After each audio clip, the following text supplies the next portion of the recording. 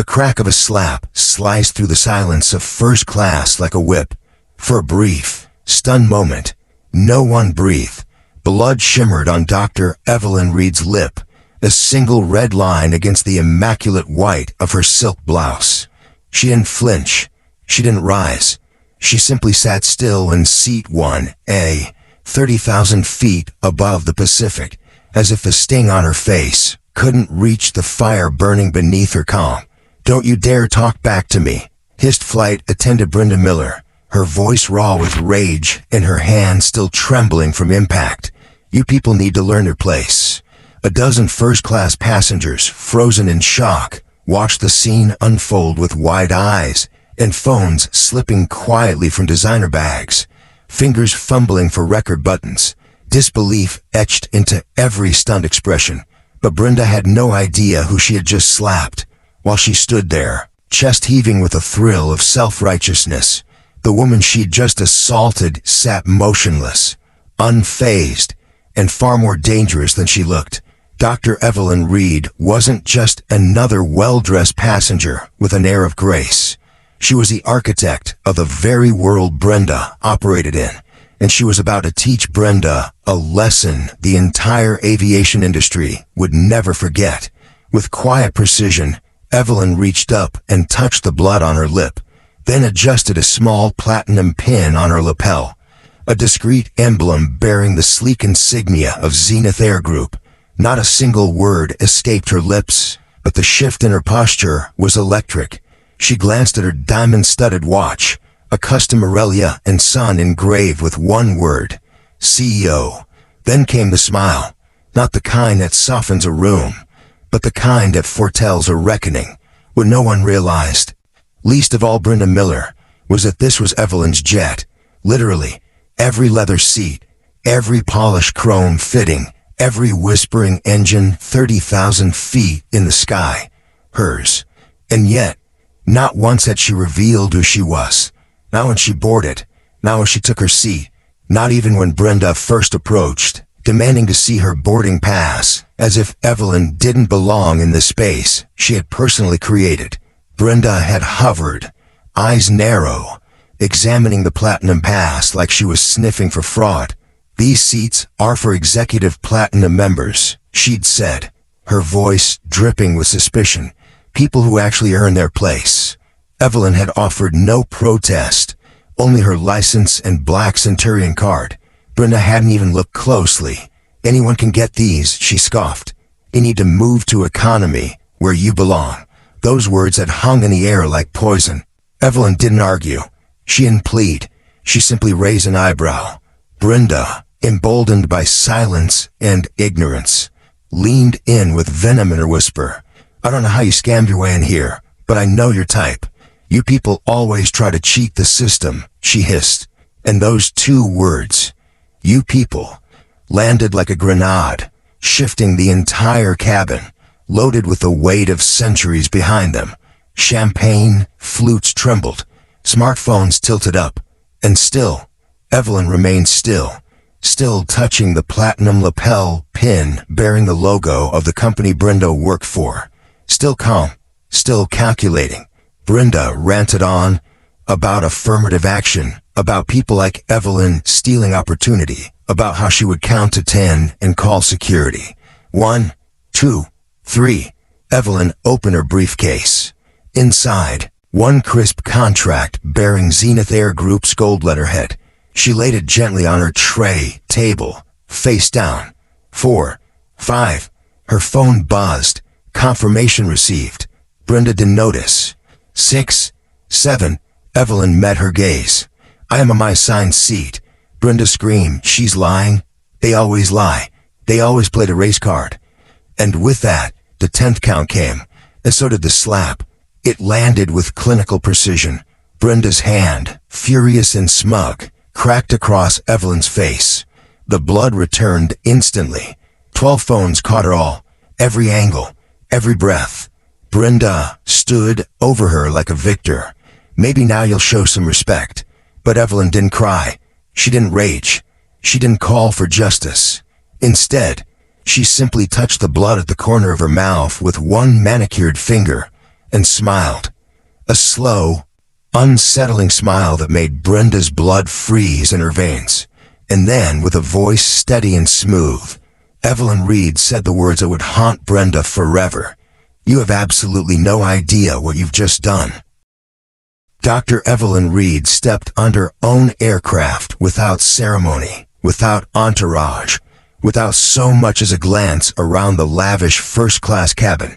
She didn't flash her credentials or correct anyone's assumptions. She simply walked to seat 1A, the very seat she had personally designed when she commissioned this $65 million Falcon 900LX. There was a subtle poetry in the moment, the kind that only Evelyn herself could appreciate.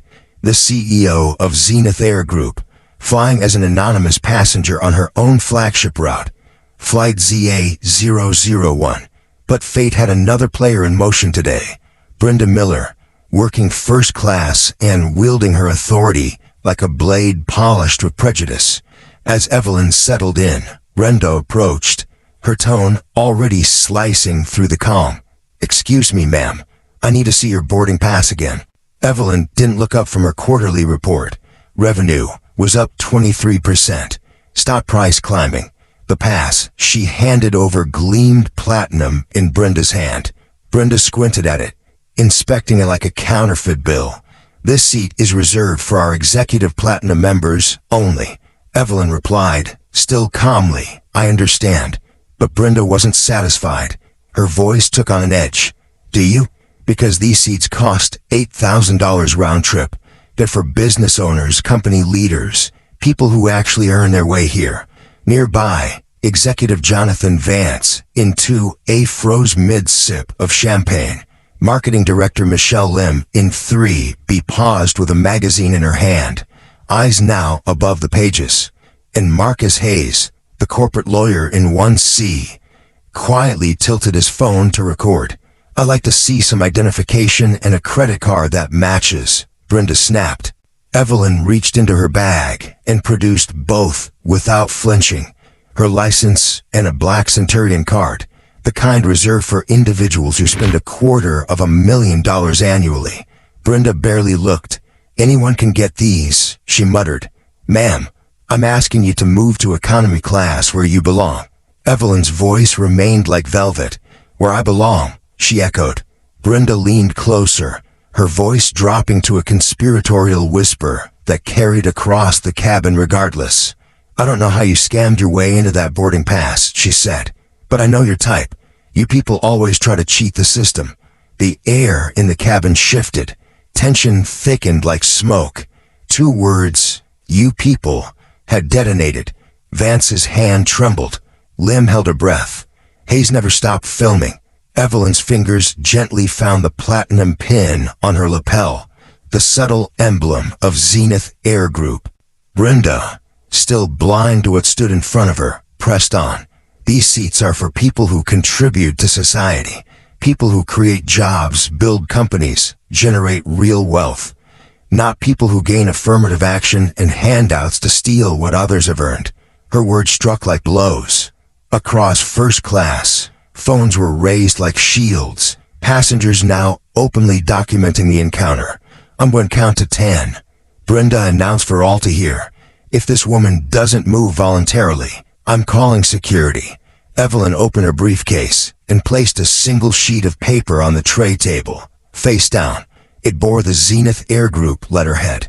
Brenda didn't notice. "1," she began, "I apologize to our legitimate first-class passengers for this disruption." Evelyn glanced at her watch. A custom Aurelia and Son, engraved, Zenith CEO, 2015. The year the company surpassed $2 billion in revenue. 2. Her phone buzzed. A message flashed. Confirmation received. 3. Brenda was raising her voice now, addressing the cabin. "This is exactly what's wrong with society. People who think they deserve what they haven't earned." 4. Evelyn's hand rested gently on the contract, her signature on page 12, authorizing $847 million in aircraft purchases. 5. The galley curtain pulled back. Head flight attendant Gary Davies emerged, his brow furrowed. Brenda, what's happening? This woman is disrupting our first-class service, refusing to move to economy. 6. Gary inspected the boarding pass. Ma'am, please comply with crew instructions. I'm on my assigned seat, Evelyn said evenly. 7. Brenda's tone cracked with indignation. She's lying. They always lie. They always play the race card. They always make everything about discrimination. The word discrimination rang through the cabin like a siren. 8. Brenda's hand moved to her radio. Air Marshal Jones, please report to first class. 9. Evelyn sat perfectly still. 10. And with that, the slap came, a sharp, deliberate blow that echoed with horrifying finality. Blood welled on Evelyn's lip, spilling down onto her Armani suit. Phones flashed. Brenda stood triumphant. Maybe now you'll show some respect, she spat. But Evelyn, with a single elegant movement, touched her lip, gazed up at her attacker, and smiled. Air Marshal Robert Jones emerged down the aisle like judgment in a navy blazer, 6'2" of federal authority, with a steady hand hovering near his concealed Glock. His presence silenced the whispers instantly, shifting the tension from confusion to calculation. Brenda straightened as if salvation had arrived. Thank God you're here, Marshal, she declared, gesturing toward Evelyn. This woman has been increasingly hostile since. But before she could finish, Jones cut her off with a voice so sharp and direct, it sliced the air like a blade. I wasn't talking to you, he said. His eyes didn't leave hers. Step away from the passenger. Brenda froze mid-sentence. But I'm the one who called you, she stammered. And I'm looking at a woman with blood on her face, and you standing over her with your fists still clenched. Jones replied, his words landing like a gavel. Around the cabin, heads turned. Phones tilted upward. Brenda glanced down at her hand, as if seeing it for the first time. Her right fist still tightly balled, knuckles white from adrenaline. A sickening awareness washed over her. Executive Vance's champagne flute slipped from his hand and shattered against the floor. Jesus, Brenda, he muttered. Your hand is literally shaking. Across the aisle, Michelle Lim was already scrolling, eyes wide as she read her screen. 23,000 retweets, she whispered. Hashtag first-class assault is trending nationally. Marcus Hayes, ever the lawyer, zoomed his camera lens on Brenda's trembling fist. That's gonna look fantastic in federal court, he murmured under his breath. Gary Davies, the head flight attendant, pushed past the curtain, face pale, voice brittle. 8 years managing first-class service, he mumbled. Never seen anything like this. Brenda turned to him, desperate. This woman was being disruptive. She refused crew instructions. I had to maintain order. Gary blinked. By punching a passenger. I didn't punch her. Brenda snapped. I disciplined her. There's a difference. Her words hung in the air like toxic smoke. Disciplined her. As if Evelyn were a petulant child, not a paying customer. Air Marshal Jones stepped closer, tone firm but calm. Ma'am, I need you to place your hand behind her back. Brenda blinked. What? Because you just admitted to assaulting a passenger on a federal aircraft. That's a felony. The cabin shifted again, this time with a collective breath of stunned realization. Brenda staggered. But she's the problem. She doesn't belong here. Look at her. Jones's eyes narrowed. I'm looking at her, he said coldly. I see a woman in a $3,000 suit, with platinum boarding credentials, and blood on her face. Brenda's voice cracked as her narrative began to unravel. The suit could be fake. The credentials could be stolen. Vance finally stood up, all 6'4" of corporate authority looming. Brenda, he said, voice low but loaded with disgust. I've been watching the whole time. She showed you everything, answered every question, never raised her voice once. She was being evasive. Brenda barked. She was being polite. Vance shot back. From behind her phone, Michelle Lim didn't look up. 47,000 retweets, she said. CNN just picked it up. Panic flickered across Brenda's face. The walls were closing in. She turned again, wild-eyed. You wanna know what really happened? Her voice was rising, losing control. This woman played the race car the moment I questioned her credentials. The engines hummed beneath the floor, but otherwise the cabin fell deathly quiet. That's what they do. She continued, breath ragged. They flash fake documents, claim discrimination, and threaten lawsuits the second anyone challenges them. Evelyn finally spoke again, her voice low and steady. I never mentioned race, Brenda. Brenda pointed, defiant. You didn't have to. It's implied. The attitude, the entitlement, the way you act like the rules don't apply to you. Jones raised his hand, warning in his tone. Ma'am, you need to stop talking. But Brenda wasn't finished. 3 years of resentment, economic anxiety, social media echo chambers, and latent fury erupted. People like her are destroying this country, she screamed. Getting rich off handouts, stealing jobs from real Americans, playing victim while good, honest citizens suffer. Each word was another nail in her own coffin. Passengers recoiled. Phones caught every syllable. Vance clutched his wife's hand, his jaw locked in horror. We're watching a breakdown, he muttered. Michelle Lim's phone buzzed again. 68,000. Hashtag Brenda Miller racist is trending worldwide. And finally, Jones had heard enough. Brenda Miller, he said, calm and cold. You're under arrest for assault on a federal aircraft.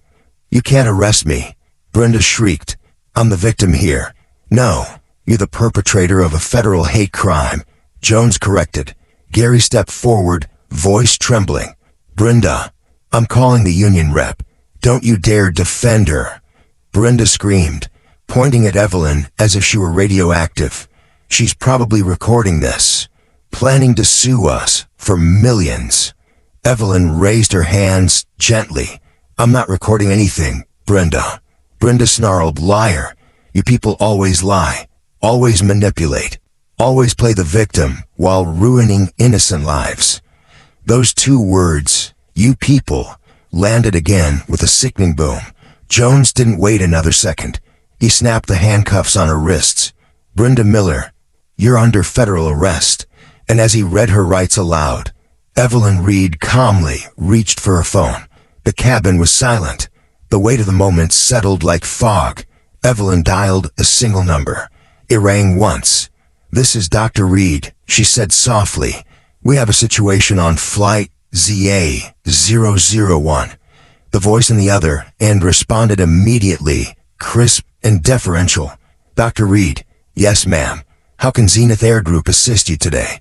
And just like that, the cabin tilted. Reality shifted. Silence deepened.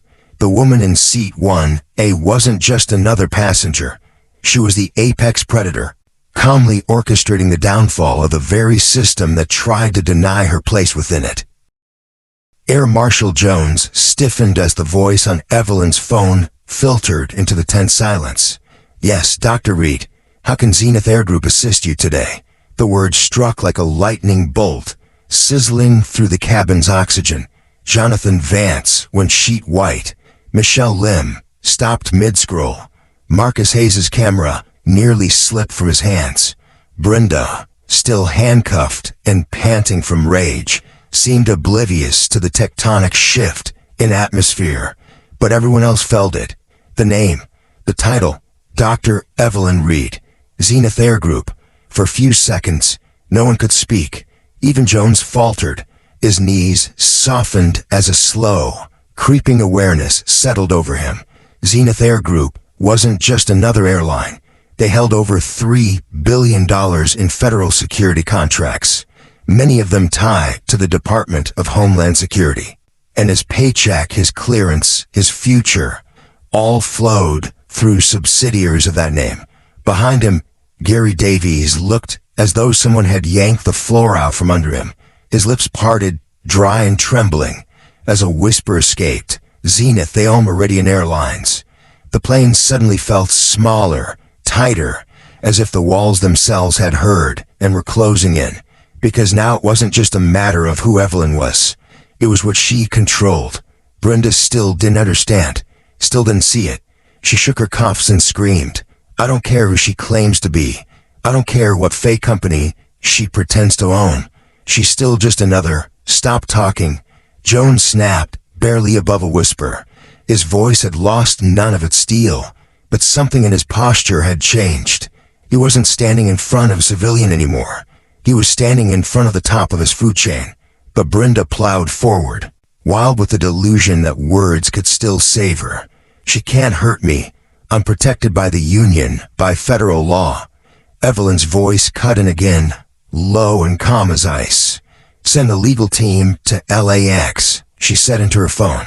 "Prepare a press conference. We're going to make some changes." The call ended, but the tremor it unleashed had only begun. Passengers stared at Evelyn, as if seeing her for the first time, not as a victim, not as a passenger, but as something far more formidable. She wasn't going to file a complaint. She was going to restructure an entire industry. Then she added, "And patch me through to the Apex Air Board of Directors. Emergency session." That line detonated any remaining doubt, because if she had direct access to boardrooms mid-flight, this wasn't just a matter of power. This was ownership. Jonathan Vance's hand shook as he Googled her name with frantic fingers. "Sterling Aerospace," he gasped. "Holy hell, she's worth a fortune." His champagne glass slipped and shattered again, nerves too fried to keep grip.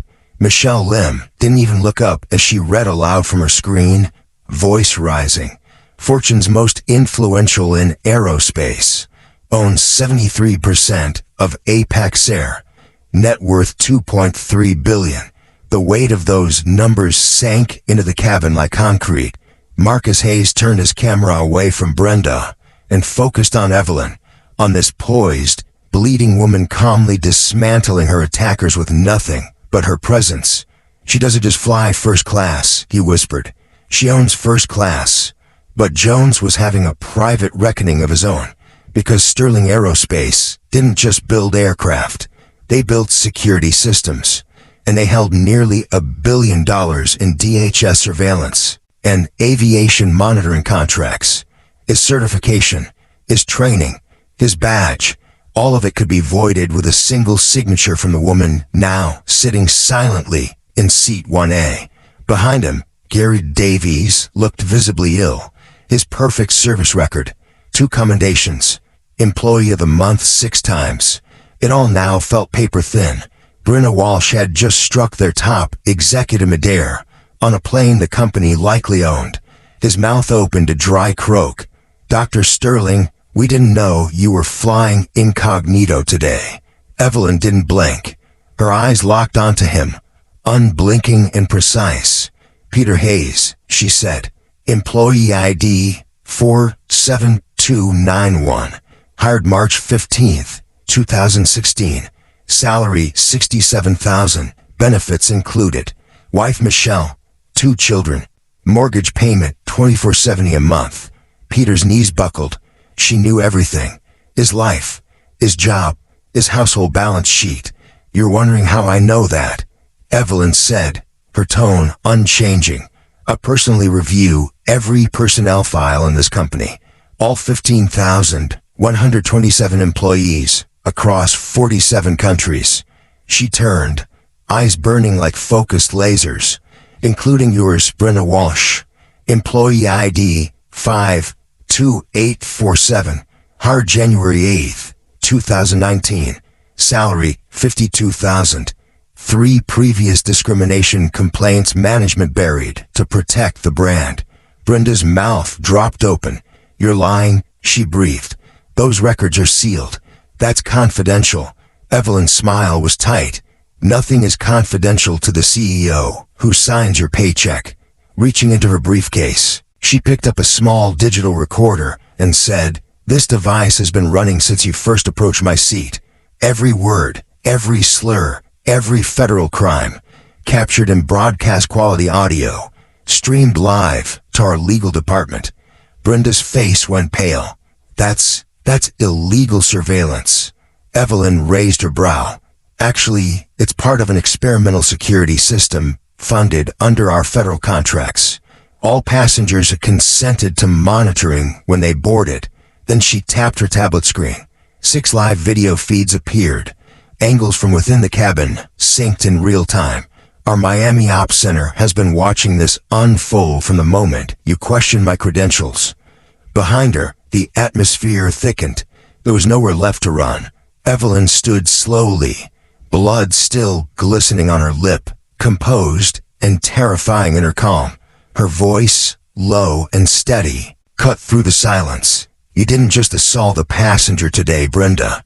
You assaulted the woman who designed this aircraft. Evelyn reached back in her briefcase, not for a phone, not for a contract, but for a thin stack of photographs that she laid across her tray table with quiet finality. You asked how someone like me could afford this seat, she said, voice calm, almost conversational. How I could belong here. She tapped the first photo. Let me show you. The image showed a technical blueprint, her signature stamped across the bottom. This cabin's safety systems, the ones keeping all of you alive at 35,000 feet. I designed them. The second photo, Evelyn in a lab coat surrounded by engineers and dismantled fuselage panels. The pressurization system, that's my patent, filed in 2019, approved worldwide. The third photo, her shaking hands with executives in front of a prototype jet, turbulence monitoring tech that prevented 47 crashes last year. My innovation. Passengers stared, stunned into reverent silence. Brenda's mouth opened, but no sound came. Her world, built on entitlement and assumption, was crumbling. Evelyn looked at her directly. I didn't buy my way into first class, Brenda. I built first class. I designed these seats. I engineered this aircraft. I created the company that manufactured every component keeping you alive right now. She paused, then added with a whisper colder than steel. You see, Brenda, I'm exactly where I belong. In the seat I designed on the aircraft I engineered, wearing the uniform of the company I built from nothing. Her voice didn't waver, didn't rise. It didn't need to. The cabin was locked on her, every syllable, every rivet, every wire, every system around you. It came from my mind, my education, my hands. Outside, the aircraft began its descent, smooth and silent. Through the windows, the Los Angeles skyline glowed in golden haze. But inside, Tom had stopped. Evelyn continued. And now, she said, looking toward the cockpit, you're going to face the consequences of assaulting a federal contractor on a commercial aircraft. Brenda's eyes went wide. She hadn't just hit a passenger. She had struck the woman whose name was stamped on the patent above her head. She had declared war on a billionaire, on the person who could end her career, her freedom, her identity, with a phone call. Evelyn didn't need revenge. She had reach. Captain Morales's voice crackled overhead, gentle but clear. Ladies and gentlemen, welcome to Los Angeles International Airport. Ground crews are standing by for passenger assistance. But it wasn't just crews that were waiting. As the wheels touched down, everyone saw it. Line up outside Gate 12. FBI agents in tactical vests. Sterling Aerospace executives in black SUVs. CNN news crews. Satellite trucks. Everything was in place. Evelyn touched her swollen lip one last time, straightened her blood-stained jacket, and looked at Brenda. You are to know if I belonged here, she said, soft but lethal. Then she turned her eyes toward the terminal. Let's go find out where you belong. The cabin door opened like the jaw of justice itself. FBI agent Miller stepped aboard first, her badge catching the cabin light like a blade. Behind her, 3 more agents, a forensic photographer, 2 executives, and Sterling Aerospace's general counsel. Dr. Sterling, Agent Miller said with authority, are you in need of medical attention? Evelyn nodded toward her lip, but spoke evenly. The assault was recorded from 6 angles and witnessed by 12 passengers. I believe that qualifies as sufficient evidence. Brenda, still cuffed to her seat, suddenly looked small, insignificant. Her voice cracked. There'd been a terrible misunderstanding. She was being disruptive, hostile. Agent Miller didn't flinch. Brenda Elizabeth Walsh, age 34, employed by Apex Air for 5 years, 3 previous discrimination complaints, $21,000 in settled claims. Brenda's head snapped up. How do you? Those records are sealed. Miller's voice was cold. Nothing is sealed in a federal hate crime investigation. Later, in a sterile federal interrogation room, the confrontation reached its final stage. Brenda sat across from Agent Miller, her court-appointed attorney, and Sterling Aerospace's general counsel, a woman whose leather briefcase alone cost more than Brenda's annual salary. Let's review the evidence chronologically. That the general counsel began. The tablet in front of them lit up. First clip, Brenda's voice, sharp and recorded in full surround. You people don't belong here. Brenda flinched like she'd been struck. The playback continued. I know your type. You people always try to cheat the system. Her attorney lowered his eyes. Timestamp 2:47 p.m. The voice noted. People like her are destroying this country, taking jobs from qualified Americans. Then came the high-definition slow motion, the slap, Evelyn's head turning with the force, blood flaring across her lip, Brenda's hand still raised in satisfaction. Agent Miller leaned forward. That's aggravated assault on a federal aircraft against a government contractor with hate crime enhancements. Her voice dropped lower, colder. You're facing 8 to 12 years in federal prison.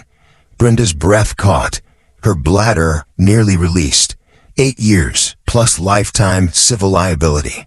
Dr. Sterling's team is seeking $23 million in damages. No reaction from the council. No mercy, just documentation. But while Brenda sat there, watching her entire future unravel frame by frame, Evelyn Sterling was 30,000 feet above her, in a Gulfstream G750, leading a global executive video call with the Apex Air Board.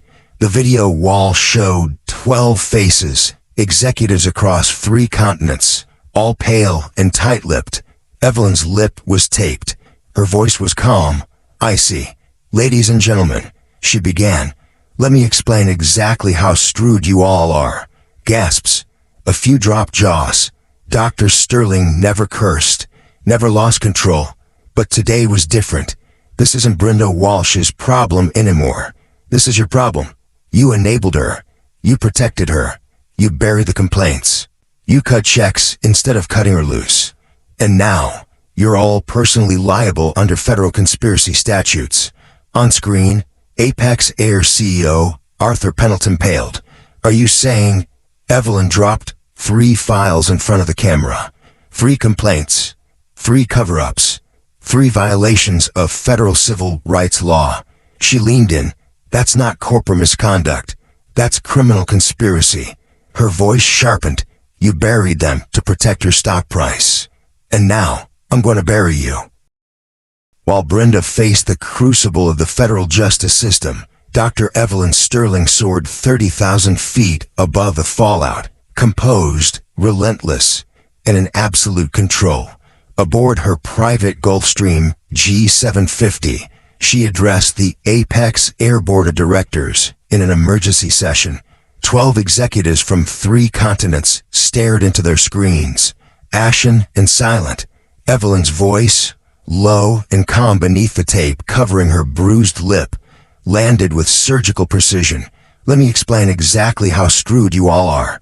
The room froze. Evelyn Sterling never cursed, never raised her voice. But today, civility had been suspended. This is no longer Brenda Walsh's crisis, she said firmly. This is yours. You enabled her. You buried complaints. You chose hush money over accountability.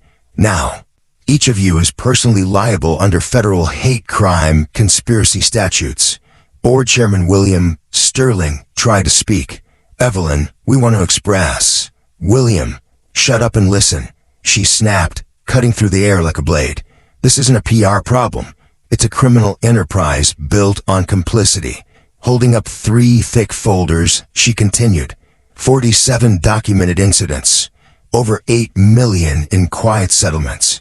For years of deliberate, systemic negligence. Chief Operating Officer Susan Chun attempted diplomacy. We followed compliance. You followed the bare minimum. Evelyn cut in while operating a pressure machine. And now that machine is collapsing on top of you. They didn't argue. They simply listened. You have two options, Evelyn continued. Option 1.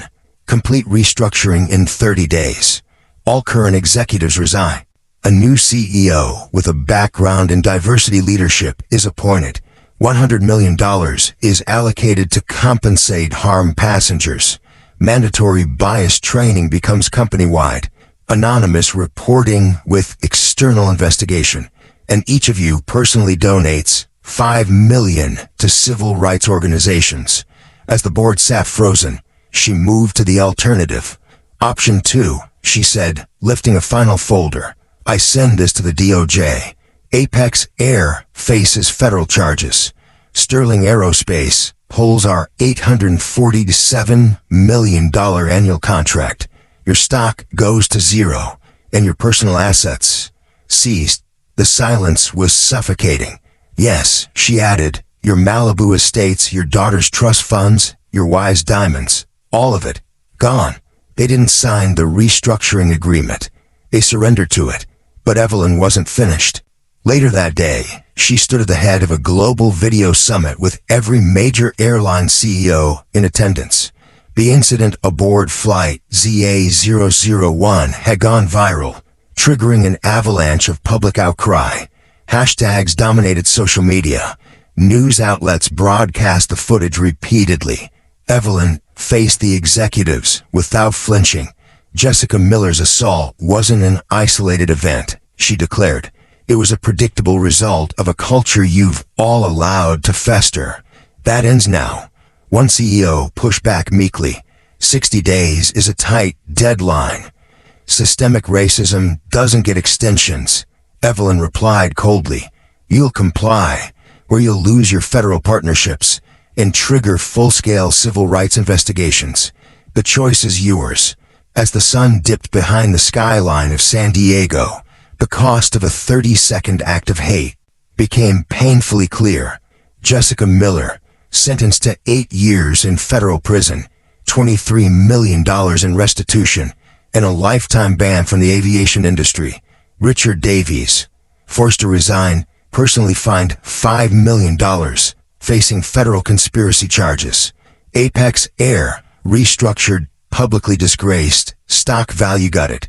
The aviation industry, $2.3 billion in contracts now tied to strict anti-discrimination compliance. 2.3 million employees enrolled in mandatory monitoring and training. But for Evelyn, this was never about revenge. It was about justice. 30 seconds of humiliation had bought a systemic transformation, one that would protect millions of travelers for decades to come. The revolution wasn't theoretical anymore. It had wings. 6 months later, Jessica Miller stood before a federal judge, wrists shackled, dressed in orange. Her voice barely rose above a whisper. Your Honor, I, Judge Catherine Hayes, interrupted without mercy. In 30 seconds of hate, you committed 7 federal crimes and pulled back the curtain on decades of discrimination. You don't deserve sympathy, but the system deserves reform. She banged the gavel. 8 years federal prison, 5 years supervised release, $23 million in restitution, permanent ban from aviation, justice, swift and absolute. Meanwhile, Evelyn's reckoning continued. 12 Apex executives terminated, severance revoked, properties frozen, civil suits filed. Dr. Anya Sharma, the new CEO, addressed the remaining staff. When you protect monsters, she said, you've become a monster. Today we end it, and so began a new chapter in air travel. The Nexus passenger protection system spread through corporate America like a cleansing fire. Airlines, hotels, banks, restaurants, all adopted its AI-driven bias detection, real-time monitoring, instant reporting, zero tolerance. The same institutions that once ignored discrimination were now built to prevent it. It wasn't about headlines anymore. It was about accountability.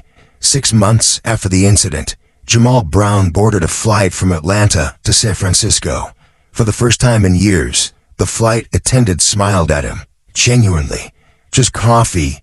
"Thanks," he said, and only realized he was smiling back once she walked away. In seat 4C, Sophia Perez wiped tears from her eyes while buckling her daughter's seatbelt. "Mommy, why are you crying?" "Because it used to be scary to fly, sweetheart. But not anymore." Evelyn's memoir, The Sound of Change, topped bestseller charts. But it was the letters that moved her most. One stood out. "I'm a 67-year-old black woman. I stopped flying after being humiliated in 1987. I just bought my first plane ticket in 35 years because of your story. My son asked why I was scared. After reading her book, I realized I'm not anymore." 12 months after the slap, Evelyn stood before 500 investors. Her fingertips brushed the faint scar still visible on her lip. Not removed, not hidden, but worn with pride. "1 year ago," she began, "a flight attendant decided I didn't belong in first class. Today, 2.3 million passengers fly without fear because we prove that change isn't a dream. It's a decision." The room erupted in applause. That same morning, inside a stark concrete cell, Jessica Miller wrote in her journal, Date 365, the anniversary of the worst 30 seconds of my life. I still see her face. Not angry, just disappointed, like she'd expected it her whole life. Hate is the most expensive emotion. 30 seconds cost me 8 years, $23 million, and everything I was. But it gave dignity to people I never thought deserved it. 7 years left to sit with that. Evelyn once said, "It wasn't a moment, it was a movement." And by now, the whole world knew. She was right.